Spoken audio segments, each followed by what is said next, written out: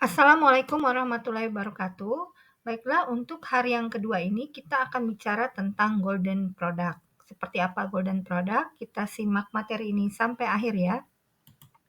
Di materi yang kedua ini kita akan membongkar produk paling laris untuk affiliate, kemudian strategi menentukan golden product, sehingga kita bisa menentukan produk yang tepat, yang permintaannya tinggi, dan potensi konversinya besar.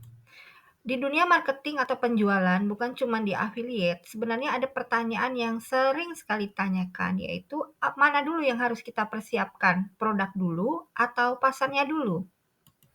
Nah, biasanya yang mengambil keputusan, mengambil pendekatan lewat produk dulu, ini biasanya berdasarkan tren. Jadi misalkan nih, sekarang tuh lagi trennya apa, kita ikut gitu.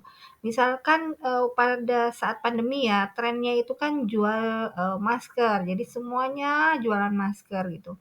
Itu adalah pendekatan produk. Misalkan sekarang lagi booming misalkan di dunia UMKM, misalkan mie pedes atau keripik-keripik pedes gitu, maka kita memilih untuk mengikuti tren tersebut. Nah, ini adalah salah satu pendekatan produk dulu. Jadi pasarnya dicari kemudian. Yang penting produknya dulu nih lagi tren, lagi banyak yang cari gitu. Jadi kita memanfaatkan momentum dengan harapan lebih mudah untuk memasarkannya. Pasarnya siapa? Nanti aja kita cari. Yang penting produknya dulu udah dapet sesuai dengan tren dan memang sekarang lagi banyak dicari.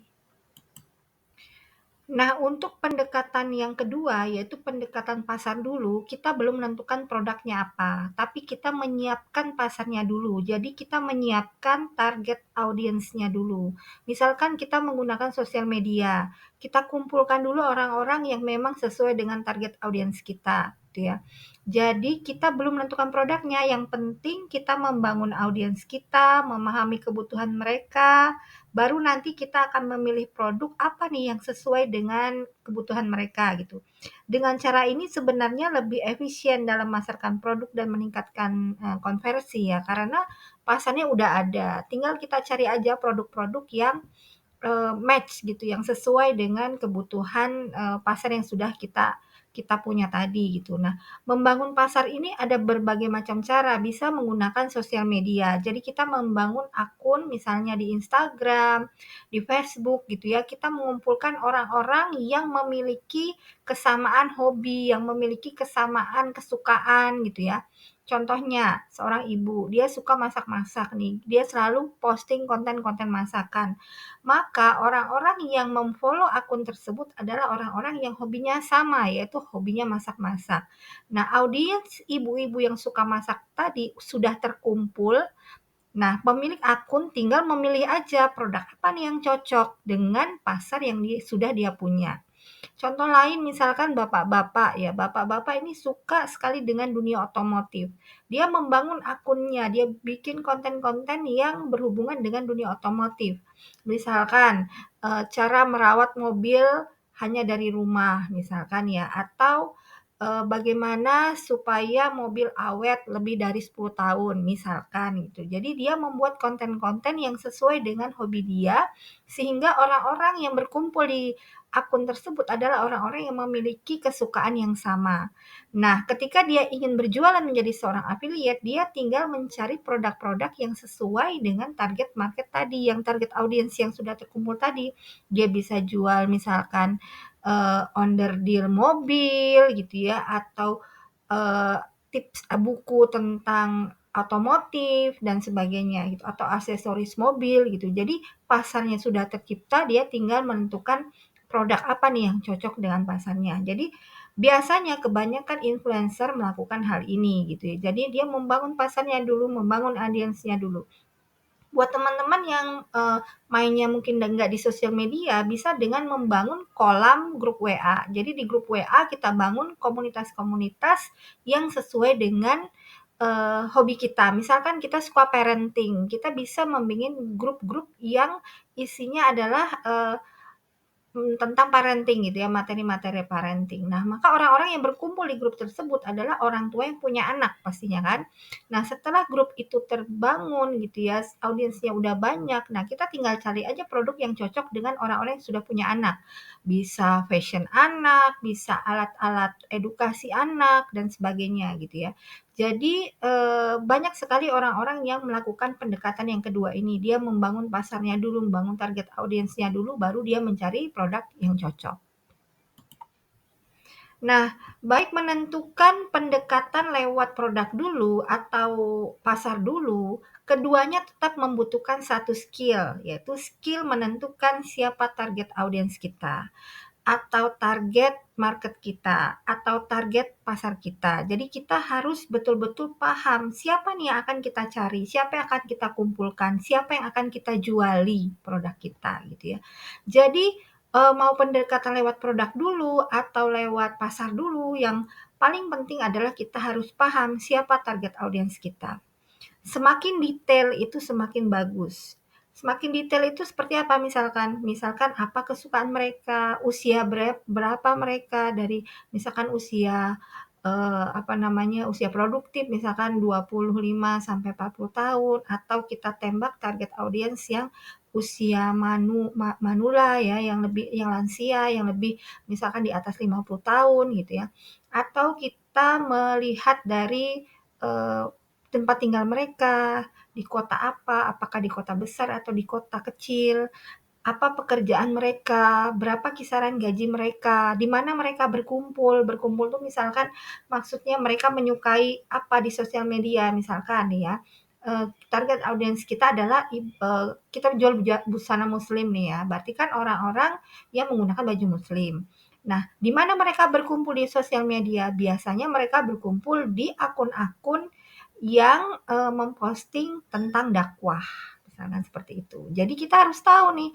Nah, misalkan target audiens kita adalah ibu-ibu muda yang punya anak. Nah, di mana mereka berkumpul di sosial media? Biasanya ada di akun-akun MPASI anak misalkan, atau akun-akun masak-masak seperti itu. Jadi kita harus paham betul siapa target audiens kita atau target market kita gitu. Atau ada juga orang menyebutkan dengan buyer persona.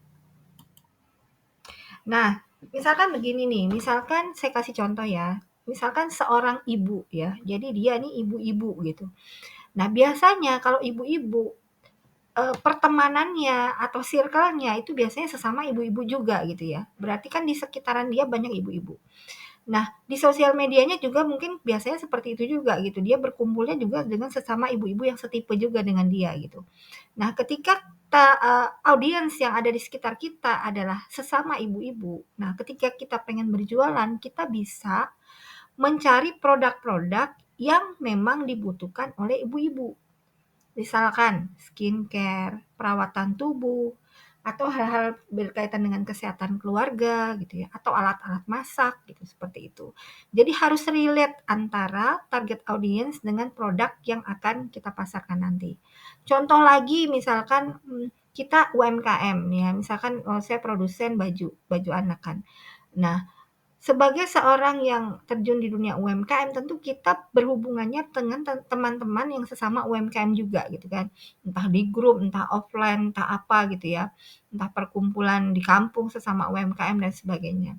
Nah, misalkan kita ingin berjualan produk afiliasi dan kita memilih produk digital, maka yang cocok apa nih? Yang cocok adalah training-training online gitu ya, training-training basic skill untuk memasarkan produk gitu. Jadi kita harus jeli ini melihat target audiens kita dengan apa yang kita tawarkan. Ini contoh aja gitu, bisa sesuaikan dengan diri kita masing-masing. Nah, selain mengamati audiens yang ada di sekitar kita, circle yang ada di sekitar kita, pertemanan di sekitar kita, itu bisa juga cara lain kita gunakan, yaitu dengan menggunakan pihak ketiga.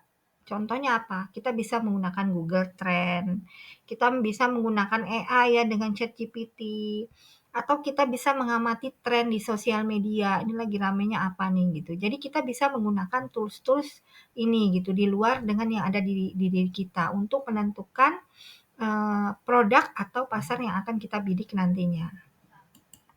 Nah, saya ambil contoh menggunakan ChatGPT ya. Di sini saya tuliskan perintah begini. Kamu ahli kamu ahli bisnis. Saya seorang affiliate, ingin memilih produk terlaris 2024. Beri saya 5 pilihan jenis produk terlaris 2024. Nah, ini kita tanya sama ChatGPT. Kemudian apa yang keluar? Yang keluar adalah seperti ini. Sebagai seorang affiliate, memilih produk yang terlaris adalah strategi penting untuk memaksimalkan keuntungan. Berikut adalah 5 jenis produk yang diperkirakan terlaris pada tahun 2024. Ini kata ChatGPT-nya ya. Yang pertama, produk kesehatan dan kebugaran. Dengan tren hidup sehat yang terus meningkat, produk seperti suplemen kesehatan, alat kebugaran, portable, dan perangkat pelacak kesehatan diprediksi tetap populer. Yang kedua, produk kecantikan dan perawatan diri. Skincare, kosmetik alami, dan perangkat perawatan kecantikan seperti alat pembersih wajah elektrik terus diminati, terutama dengan adanya inovasi baru dan tren kecantikan yang dinamis. 3. Elektronik.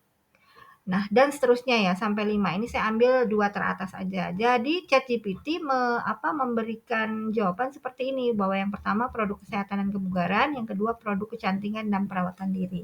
Nah, ini menurut versi ChatGPT gitu ya. Jadi ini bisa menjadikan alternatif untuk pertimbangan kita, produk apa nih yang akan kita jual yang kira-kira nanti bakalan laris gitu kalau kita jual. Jadi seperti ini ya caranya. Jadi dari penjelasan tadi kalau kita simpulkan, strategi mendapatkan golden product ya, produk yang akan kita jual nantinya itu ada 2 pendekatan, bisa lewat produk, bisa lewat pasar. Jadi bisa kita tentukan produknya dulu, atau kita tentukan pasarnya dulu. Nah, ini tergantung kita, terserah kita. Atau kita bisa tanyakan pihak ketiga seperti Google Trend tadi atau ChatGPT atau software-software lain gitu yang bisa menentukan produk-produk terlaris pada saat tertentu. Jadi ini untuk kesimpulannya, baik supaya lebih paham untuk praktek yang kedua ini, silakan teman-teman tentukan produk yang ingin dijual dan sertakan alasannya. Jadi nanti diceritakan aja teman-teman berdasarkan produk dulu atau pasar dulu, kemudian atau teman-teman ngambilnya dari Google Trend atau ngambilnya dari ChatGPT atau apa gitu ya. Jadi ketika menentukan harus ada alasan dan ceritakan kenapa teman-teman memilih produk tersebut untuk menjadi produk golden product teman-teman. Baik, sebagai penutup saya tutup dengan quote aja. Melakukan sesuatu tanpa perencanaan sama saja dengan merencanakan kegagalan. Jadi perlu sekali teman-teman merencanakan dari awal tentang produk ini, baik dari metode yang pasar dulu atau produk dulu atau menanyakan pada pihak ketiga tadi. Silakan dikerjakan di grup WA diskusi. Sampai ketemu di sana. Jika ada yang ingin ditanyakan, silakan di grup WA. Assalamualaikum warahmatullahi wabarakatuh.